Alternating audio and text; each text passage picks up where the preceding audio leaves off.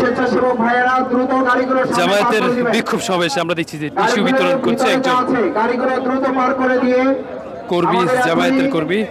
যেহেতু তীব্র গরম পড়ছে, সেই গরমের কারণে এবং বন্ধুগণ, আমরা সম্মানিত নাগরিক যাত্রী ভাই বোনদের কাছে ক্ষমা সুন্দর দৃষ্টি কামনা করছি, যাতে আজকের এই কর্মসূচি বৃহৎ প্রয়োজনে টিস্যু বিতরণের কারণটা একটু বলবেন। দেশ এবং জাতির প্রয়োজন কল্যাণে আমরা বাস্তবায়ন করে ইসলাম যাতে সামনে আসতে পারে সেই জন্য দোয়া চাই, ইসলামের জন্য দোয়া চাই, আর কিছু না, ইসলামের জন্য দোয়া চাই, সহযোগিতা কামনা করছি। যাতে আল্লাহ জানে ইসলাম যাতে সংসদে আসতে পারে, এইটি আর কি দোয়া, আর কিছু না।